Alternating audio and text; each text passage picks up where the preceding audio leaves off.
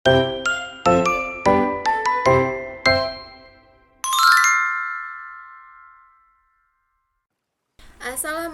warahmatullahi wabarakatuh.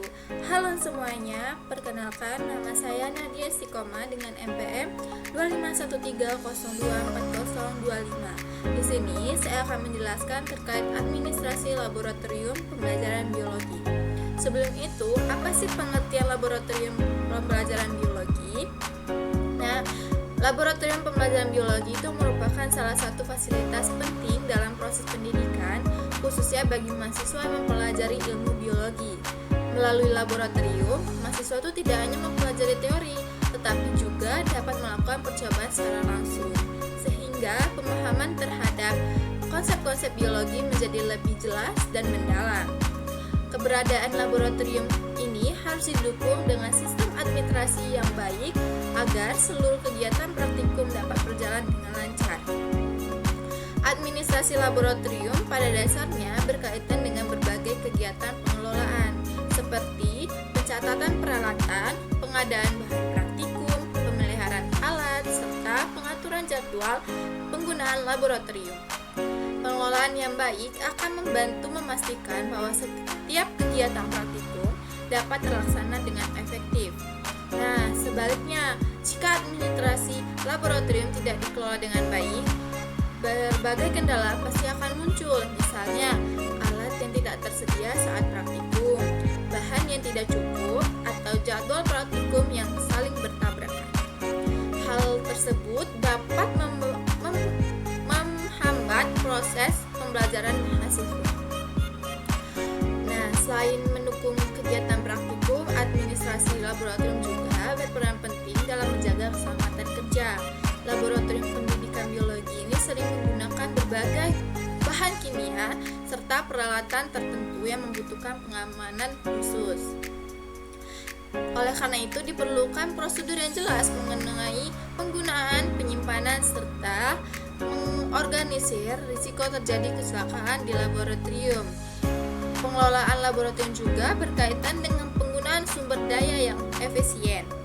Alat dan bahan praktikum perlu dikelola dengan baik agar dapat digunakan secara maksimal dan tidak cepat rusak. Nah, lalu apa sih administrasi laboratorium itu? Administrasi laboratorium itu merupakan serangkaian kegiatan yang berkaitan dengan pengelolaan laboratorium agar seluruh aktivitas di dalamnya dapat berjalan dengan baik, terorganisir, dan efektif. Kegiatan administrasi ini mencakup yang seperti saya sebutkan tadi, yaitu perencanaan, pengorganisasian, pengendalian, serta evaluasi berbagai aktivitas yang berkaitan dengan penggunaan laboratorium. Laboratorium ini tidak hanya berfungsi sebagai tempat melakukan eksperimen, tetapi juga sebagai ruang belajar yang mendukung kegiatan praktikum serta penelitian. Pengelolaan laboratorium ini harus dilakukan secara sistematis agar semua kegiatan yang berlangsung di dalamnya dapat berjalan dengan baik. Administrasi laboratorium juga berkaitan dengan pengelolaan sumber daya seperti peralatan, bahan praktikum, serta tenaga kerja yang terlibat dalam kegiatan laboratorium. Administrasi laboratorium mencakup berbagai kegiatan operasional sehari-hari. Kegiatan tersebut antara lain seperti yang sudah saya sebutkan.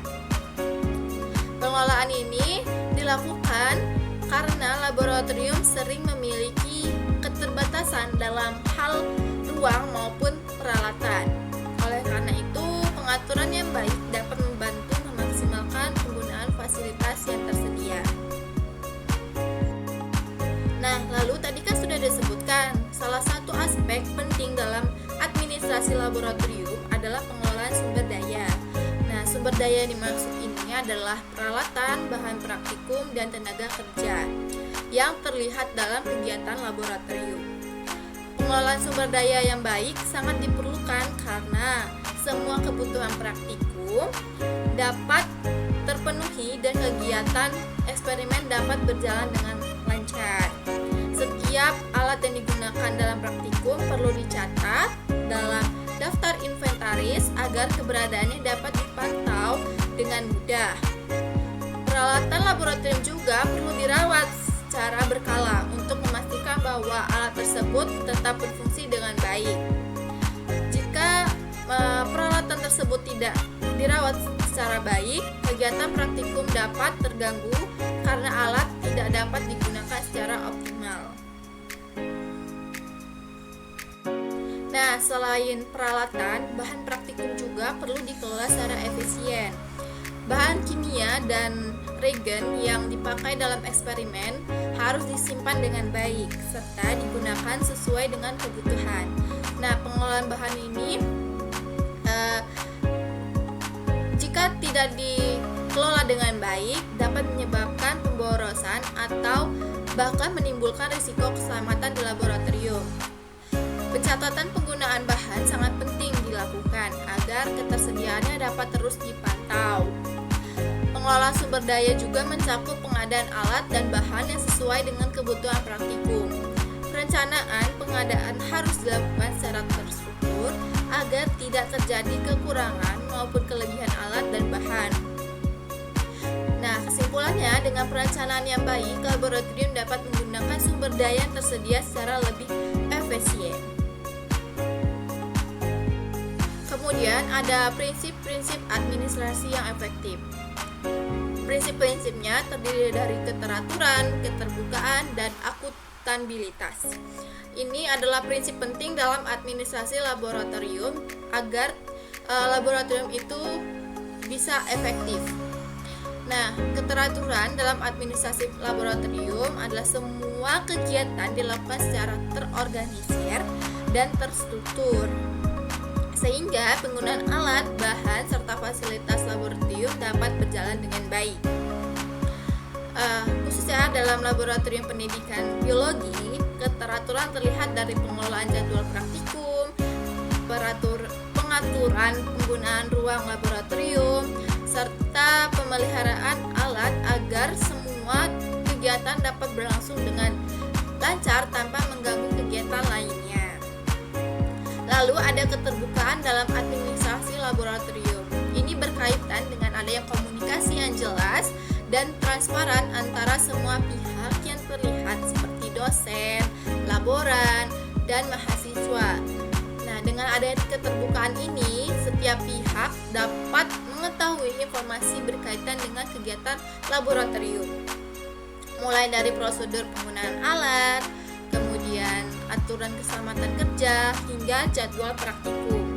Nah, keterbukaan ini penting dalam pengelolaan data dan juga laporan kegiatan laboratorium, sehingga informasi yang diperlukan dapat diakses oleh pihak yang berkepentingan.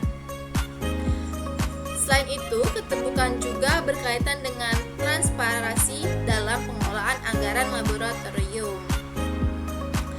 Lalu selanjutnya ada akuntabilitas, yaitu prinsip terakhir, yaitu menekankan adanya tanggung jawab dari setiap pihak yang terlibat dalam pengelolaan laboratorium. Setiap penggunaan alat dan bahan harus dicatat dengan jelas agar dapat diketahui siapa yang menggunakan, kapan digunakan, serta untuk kegiatan apa alat tersebut digunakan.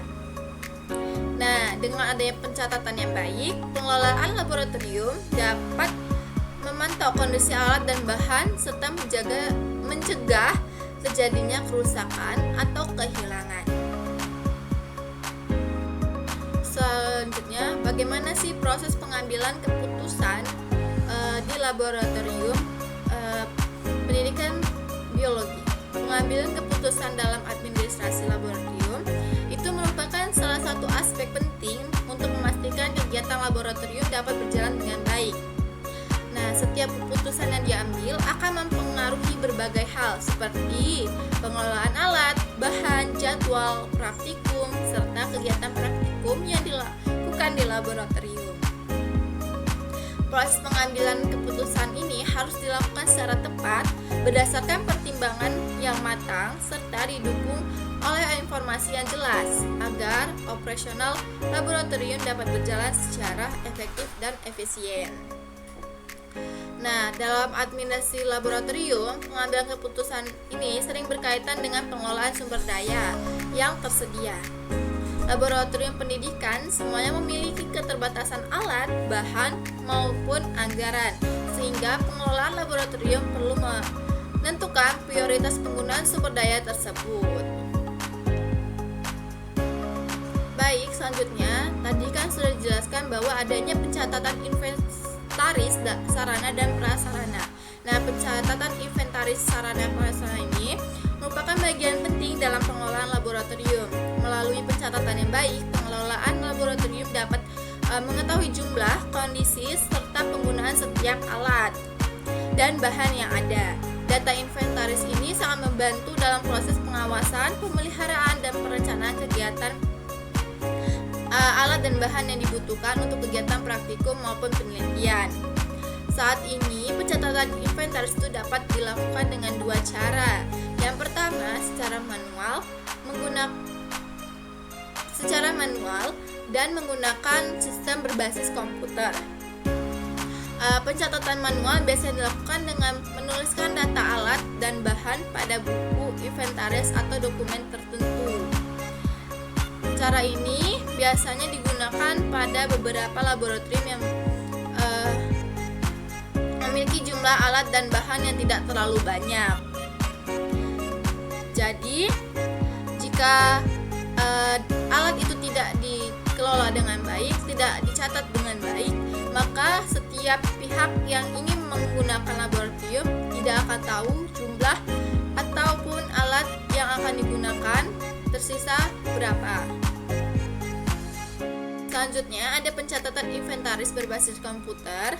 Ini semakin banyak digunakan karena lebih praktis dan efisien.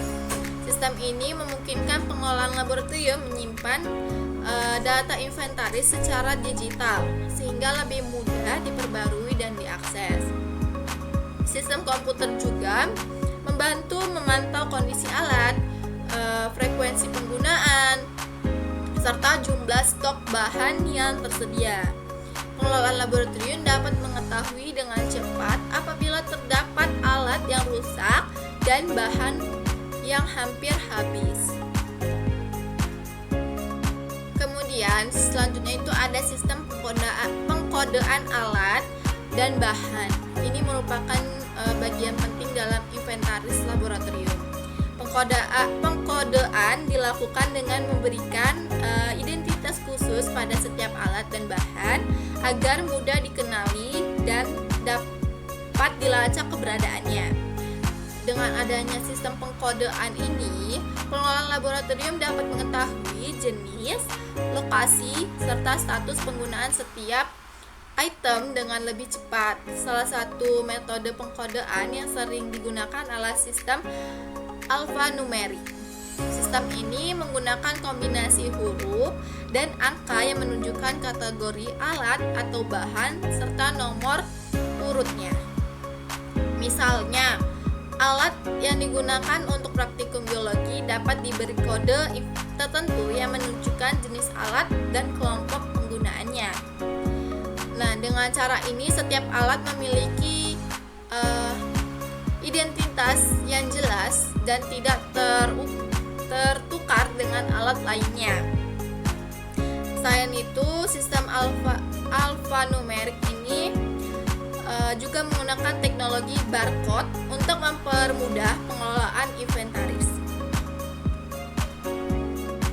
Selanjutnya ada penyusunan laporan kondisi peralatan secara berkala. Nah, penyusunan laporan kondisi peralatan merupakan kegiatan penting juga dalam pengelolaan laboratorium. Laporan ini berisi informasi dengan kondisi setiap alat, termasuk catatan pemeliharaan, kerusakan, serta informasi mengenai kebutuhan perbaikan atau penggantian alat. Dengan laporan yang jelas, pengelola laboratorium itu dapat mengetahui kondisi peralatan secara menyeluruh. Misalnya, apakah alat ini masih bisa digunakan atau perlu perbaikan, begitu. Selanjutnya ada pengadaan dan bahan atau alat. Nah, perencanaan pengelolaan alat dan bahan ini merupakan tahap penting dalam pengelolaan sumber daya organisasi, terutama dalam kegiatan laboratorium. Perencanaan ini bertujuan untuk memastikan bahwa alat dan bahan yang diperlukan tersedia dalam jumlah yang cukup, kualitas yang sesuai, serta pada waktu yang tepat. Perencanaan yang baik, organisasi dapat menghindari kekurangan atau kelebihan persediaan yang dapat mengganggu kegiatan operasional. Dalam proses perencanaan pengadaan, langkah awal yang dilakukan adalah mengidentifikasi kebutuhan alat dan bahan berdasarkan kegiatan yang dilakukan. Kebutuhan tersebut biasanya ditentukan melalui analisis penggunaan sebelumnya, rencana kegiatan praktikum, serta kondisi stok yang tersedia di laboratorium. Dengan memanfaatkan data penggunaan sebelumnya, pengelolaan laboratorium itu dapat memperkirakan kebutuhan alat dan bahan serta dapat memperkirakan kebutuhan alat dan bahan secara akurat. Selain itu, memperhatikan jumlah kebutuhan, perencanaan pengadaan juga harus mempertimbangkan kualitas dan spesifikasi teknis dari alat dan bahan yang akan dibeli. Baik, selanjutnya ada pembelian dan penerimaan alat dan bahan. Nah, pada tahap ini organisasi melakukan pemesanan barang kepada pemasok sesuai dengan kebutuhan yang telah direncanakan sebelumnya. Proses pembelian harus dilakukan secara sistematis agar barang yang dibeli sesuai dengan spesifikasi yang telah ditentukan. Pemilihan pemasok menjadi faktor penting dalam proses pembelian. Pemasok yang dipilih harus mampu menyediakan barang dengan kualitas yang baik atau mengirimkannya tepat waktu. Dengan begitu, organisasi dapat mengurangi risiko keterlambatan pengiriman atau ketidaksesuaian barang yang diterima. Setelah barang dikirim oleh pemasok, tahap selanjutnya adalah proses penerimaan barang. Nah, pada tahap ini dilakukan pemeriksaan terhadap barang yang diterima untuk memastikan kesesuaiannya dengan pesanan. Pemeriksaan meliputi pengecekan jumlah barang, kondisi fisik, serta kesesuaian spesifikasi dengan yang tercantum dalam dokumen pemesanan. Jika ditemukannya kerusakan atau ketidaksamaan barang, maka pihak laboratorium dapat segera melakukan pengembalian atau meminta penggantian kepada pemasok. Lalu, pengelolaan inventaris bahan dan alat bertujuan untuk mengatur penyimpanan, penggunaan, serta pemantauan persediaan barang yang ada di laboratorium. Pengelolaan yang baik sangat penting untuk memastikan bahwa alat dan bahan selalu tersedia saat dibutuhkan serta terjaga kualitasnya. Nah, saat pengelolaan inventaris ini kita dapat menggunakan teknologi. Tujuannya untuk membantu meningkatkan efisiensi dalam pengelolaan inventaris. Sistem inventaris berbasis komputer meningkatkan pencatatan secara lebih baik, cepat, dan akurat. Selanjutnya ada manajemen pemeliharaan dan perawatan. Nah, manajemen pemeliharaan dan perawatan ini harus adanya jadwal kalibrasi dan pengecekan. Pemeliharaan dan kalibrasi peralatan laboratorium merupakan sistem manajemen mutu laboratorium. Kegiatan ini dilakukan untuk memastikan bahwa setiap alat yang digunakan mampu menghasilkan data yang akurat, konsisten, dan dapat dipercaya. Keakuratan hasil ini sangat bergantung pada kondisi alat yang digunakan. Maka dari itu, pemeliharaan dan kalibrasi rutin menjadi langkah penting untuk menjaga performa alat sekaligus memenuhi standar operasional yang berlaku. Lalu apa sih kalibrasi itu? Kalibrasi merupakan proses penyesuaian atau pengecekan alat ukur dengan standar referensi tertentu agar hasil pengukuran yang dihasilkan tetap akurat. Tanpa adanya kalibrasi yang tepat, alat dapat memberikan hasil yang menyimpang dari nilai seharusnya sehingga dapat mempengaruhi validitas data penelitian. Nah, kalibrasi juga membantu memastikan bahwa alat laboratorium bekerja sesuai dengan spesifikasi yang telah ditetapkan. Maka dari itu penting sekali melakukan kalibrasi secara berkala untuk menjaga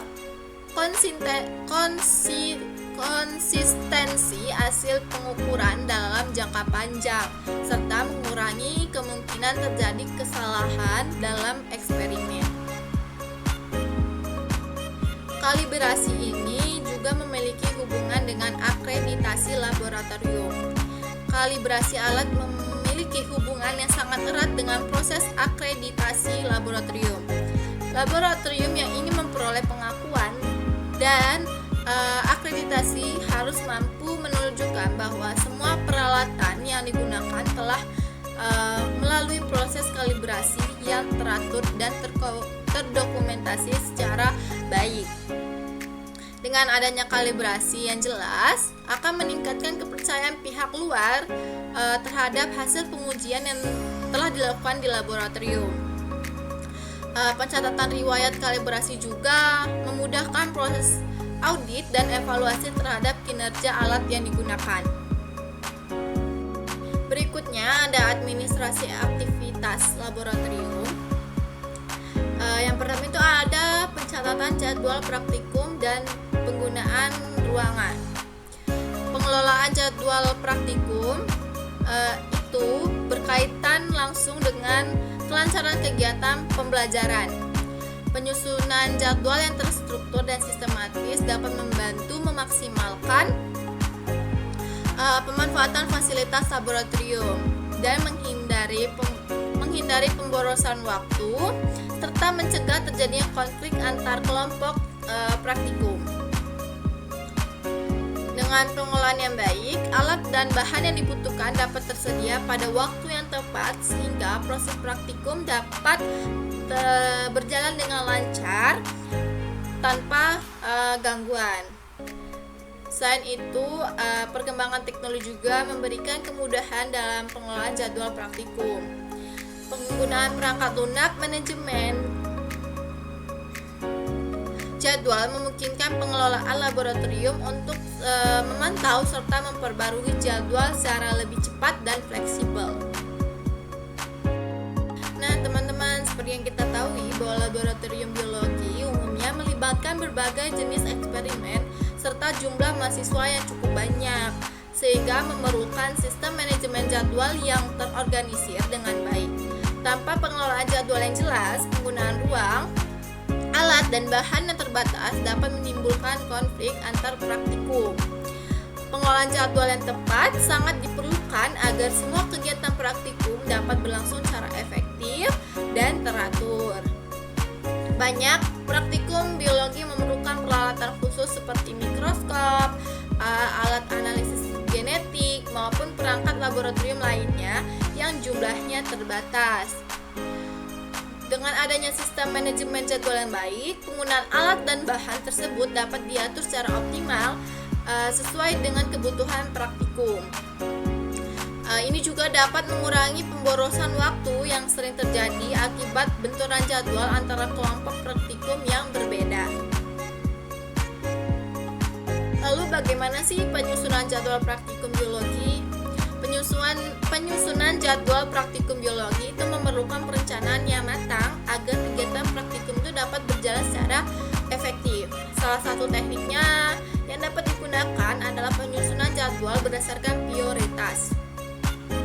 Teknik ini dilakukan dengan mengkelompokkan praktikum berdasarkan kebutuhan alat, jenis eksperimen, serta ketersediaan ruang laboratorium. Nah, beberapa jenis praktikum membutuhkan peralatan khusus yang jumlahnya terbatas, seperti praktikum mikroskopi atau bioteknologi yang memerlukan peralatan laboratorium tertentu. Dengan menggunakan sistem prioritas, pengelola laboratorium dapat memastikan bahwa alat dan ruang yang terbatas tersebut digunakan secara optimal tanpa menimbulkan konflik jadwal antara kelompok praktikum. Selain itu, mempertimbangkan ketersediaan alat dan bahan serta ruang, penyusunan jadwal praktikum juga memperhatikan jumlah mahasiswa yang mengikuti kegiatan tersebut. Setiap laboratorium perlu menyusun jadwal praktikum secara terencana agar waktu dan ruang yang tersedia dapat dimanfaatkan dengan sebaik mungkin. Salah satu cara yang dapat dilakukan adalah dengan mengkelompokkan kegiatan praktikum berdasarkan jenis eksperimen serta jumlah mahasiswa yang terlibat. Penggunaan ruang dapat diatur secara lebih terorganisir sehingga kegiatan praktikum dapat berlangsung tanpa saling mengganggu. Nah, selanjutnya ada pengelolaan alat dan bahan dalam jadwal praktikum. Nah, laboratorium biologi itu kan sering menggunakan berbagai jenis peralatan dan bahan yang jumlahnya terbatas, sehingga penggunaannya harus direncanakan dengan baik. Maka dari itu setiap kelompok praktikum dapat memperoleh fasilitas yang dibutuhkan jika mereka mengelola alat dan bahan sesuai dengan jadwal praktikum mereka. Nah, contohnya pada kegiatan praktikum biologi, beberapa alat seperti mikroskop, tabung reaksi, dan berbagai bahan kimia itu sering digunakan oleh sekelompok mahasiswa. Maka dari itu peminjaman alat dan bahan harus diatur secara terintegrasi dengan jadwal praktikum. Jadi setiap kelompok praktikum itu dapat menggunakan alat dan bahan yang dibutuhkan tanpa terjadi benturan penggunaan dengan kelompok lainnya.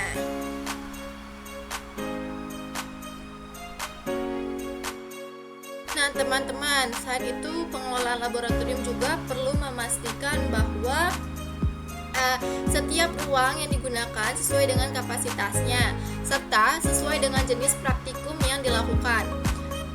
Peralatan yang digunakan juga harus dipastikan tersedia dan berada dalam kondisi yang baik sebelum kegiatan praktikum dimulai. Pemantauan yang dilakukan secara berkala dapat membantu pengelola laboratorium mengidentifikasi berbagai kendala seperti mungkin masalah ruang yang terlalu penuh atau alat yang tidak berfungsi dengan baik. Nah, maka dari itu pentingnya sistem pemantauan yang terorganisir. Pengelolaan laboratorium dapat mengatur kembali jadwal praktikum apabila ada kendala tertentu seperti yang saya sebutkan tadi, yaitu keterbatasan ruang atau alat yang sedang diperbarui. Lalu apa sih peran pengelola laboratorium itu dalam penyusunan jadwal? Nah, mereka yang bertanggung jawab untuk memastikan bahwa setiap kegiatan praktikum dapat dilaksanakan dengan baik tanpa terjadi benturan jadwal maupun kekurangan fasilitas. Pengelola laboratorium ini juga perlu mempertimbangkan berbagai faktor seperti jumlah mahasiswa yang mengikuti praktikum, jenis kegiatan praktikum yang dilakukan, serta ketersediaan ruang dan peralatan yang dibutuhkan. Perencanaan jadwal praktikum yang baik sangat berpengaruh terhadap kelancaran kegiatan pembelajaran di laboratorium. Tanpa pengelolaan yang terencana, kegiatan praktikum dapat mengalami berbagai kendala seperti keterbatasan alat, ruang yang tidak mencukupi, atau waktu praktikum yang tidak sesuai dengan kebutuhan kegiatan. Selanjutnya ada pengelolaan surat menyurat dalam laboratorium.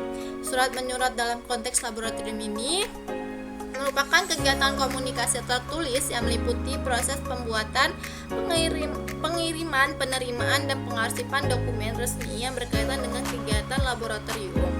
Surat menyurat ini digunakan untuk menyampaikan berbagai informasi penting seperti pengajuan bahan dan alat, pemberitahuan kegiatan, maupun laporan hasil penelitian. Surat menyurat ini merupakan bagian terpenting dari sistem administrasi karena membantu memastikan bahwa setiap informasi tersampai dengan jelas dan terdokumentasi dengan baik. Nah, contoh surat-surat yang ada di laboratorium itu seperti surat permintaan bahan atau peralatan, kemudian surat laporan eksperimen atau penelitian, terus surat peringatan atau teguran, surat permintaan dana atau angguran, dan surat-surat lainnya. Nah, surat menyurat dalam laboratorium itu termasuk dalam salah satunya adalah SOP. SOP dalam surat menyurat di laboratorium itu sangat penting untuk memastikan setiap surat diterima maupun dikirim dapat dikelola secara sistematis dan terstruktur. SOP ini membawa pelancar komunikasi antara laboratorium dengan pihak internal maupun eksternal serta mendukung kelancaran kegiatan administrasi. Surat menyurat yang tertata dengan baik menjadi dasar administrasi yang efisien, terutama karena laboratorium berkaitan dengan data dan kegiatan penelitian yang harus dilakukan secara akurat dan transparan. Dan yang terakhir yaitu sistem pengarsipan data elektronik dan fisik. Pengarsipan data ini dilakukan untuk memanajemen informasi yang ada di laboratorium. Sistem pengarsipan yang baik memastikan bahwa data penting dapat disimpan dengan aman secara mudah diakses ketika diperlukan. Pengarsipan data dibagi menjadi dua jenis, yaitu pengarsipan fisik dan pengarsipan elektronik. Pengarsipan fisik dilakukan dengan menyimpan dokumen dalam bentuk kertas. Sementara itu, pengarsipan elektronik menggunakan sistem komputer atau perangkat lunak untuk menyimpan dokumen dalam bentuk digital. Baik teman-teman, itu saja yang dapat saya sampaikan.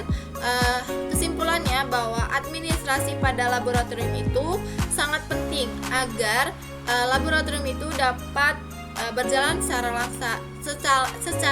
lancar, sehingga tidak menimbulkan jadwal yang bentrokan atau alat dan bahan yang tidak tersedia atau tidak bisa digunakan. Maka dari itu administrasi laboratorium itu penting dan harus dilakukan di setiap laboratorium.